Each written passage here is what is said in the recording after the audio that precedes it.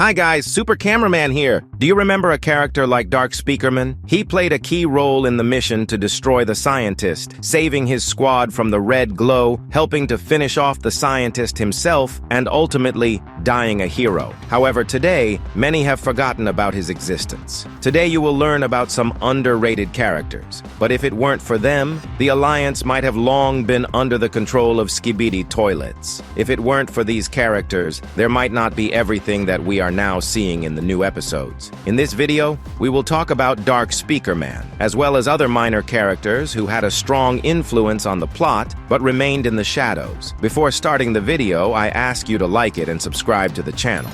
If there are a lot of likes, I will definitely release the second part of this series. Well, let's continue. Let's start with Speakerman. In episode 70, as we know, he died along with Man. However, viewers more often remember Man, a character who is more popular and familiar to many. But let's compare their actions. At the beginning, in the second part of episode 68, Man, succumbing to curiosity, ran towards a strange sound to film the Skibidi Toilet mini factory. This rash act led to him and some agents being spotted and subsequently hunted. In the last parts of the episode, the team was forced to flee from the pursuing guards. In episode 69, Man again showed his short-sightedness. He decided that the whole team should wait for the wounded twin Cameraman, knowing that a huge Skibidi Toilet was moving towards them. Then Speakerman sensibly assessed the situation and realized that either they sacrifice the two wounded or the entire squad will die. He makes a difficult but logical decision to leave them behind. And what is Man's response? He gets angry, which could have led to a fight right there and then. But fortunately, Speakerman remained reasonable throughout all the episodes. Moreover, despite the conflict, he ultimately saved Man's life. And in the very finale, Speakerman was not afraid to meet death with dignity. Most likely, Dafuk wanted to show us an important idea. Real heroes are not born, but revealed through their actions. And I sincerely hope that somewhere at the Speakerman base there is a monument to Speakerman. Another minor but very underrated character is Cameraman. From the very beginning, we knew that he was in love with TV Woman, but she constantly ignored him. However, in episode 79, we saw a change for the first time. Now he doesn't pay attention to her. He just pushes her away without even looking at her. This moment seems small, but in fact it says a lot about the character.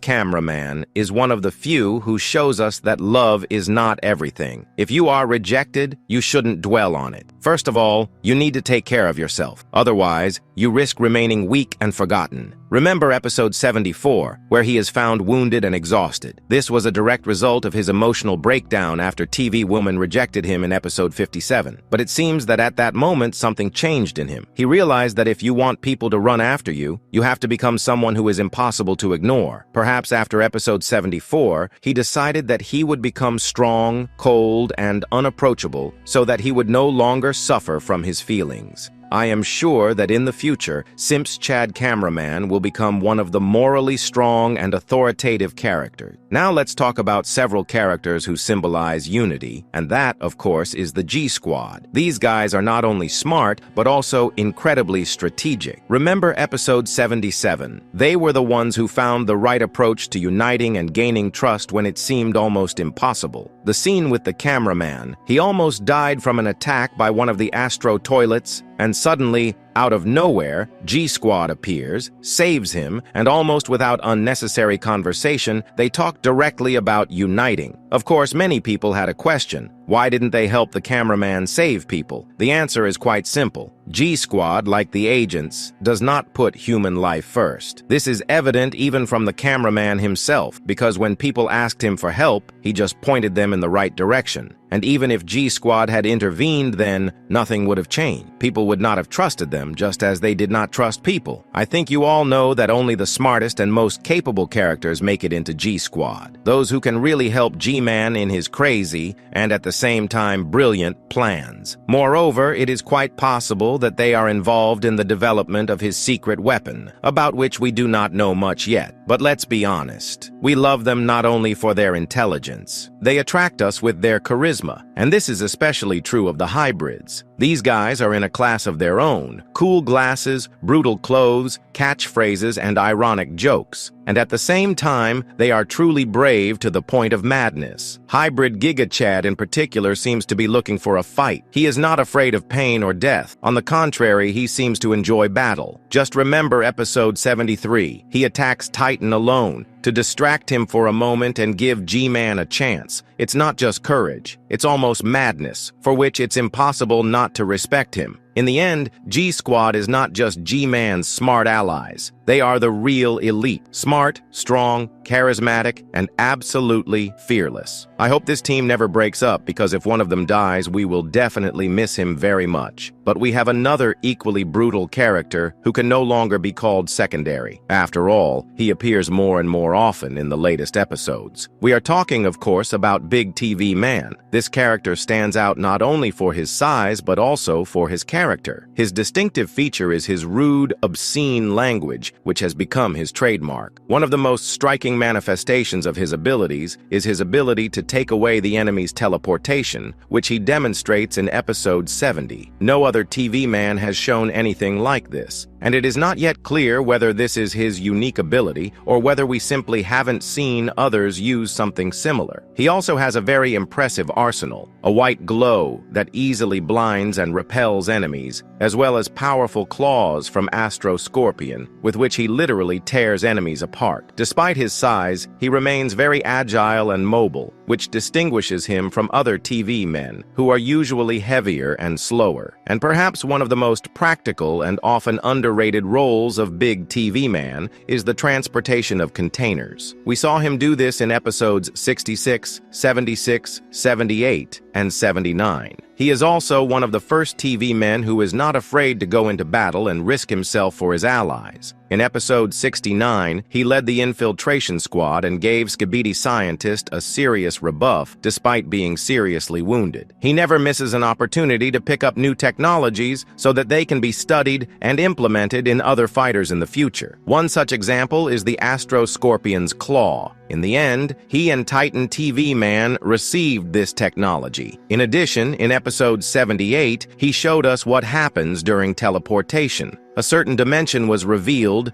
guarded by a creature named Jeffrey. We learned that if you stay there too long, you can remain there forever, because this space shows both the past and the future. And this is only a small part of what he managed to show us in a short period of time. Even for this, we can already thank him. Overall, this character plays a crucial role in the plot. If the Alliance loses him now, it risks losing perhaps its most important informant, someone who is not only capable of fighting, but also of bringing technology and knowledge that could change the outcome of the entire war. And the last, most forgotten, but at the same time incredibly important character in the series is the scientist Cameraman, the very one who created the anti-parasite cannon. In episode 35, he demonstrated his invention for the first time, which literally turned the tide of war. Unfortunately, he died in the same episode, but managed to pass his weapon on to the Alliance, and that is what saved everyone from mass infection, allowing them to fight back against the Skibidi Toilets. Later, we saw how anti-parasite technologies began to develop. Anti-parasite machines, tanks, and entire units equipped with this weaponry appeared. But it all started with one cameraman, a scientist whom almost no one remembers now. If it weren't for him, the Alliance could have lost back then,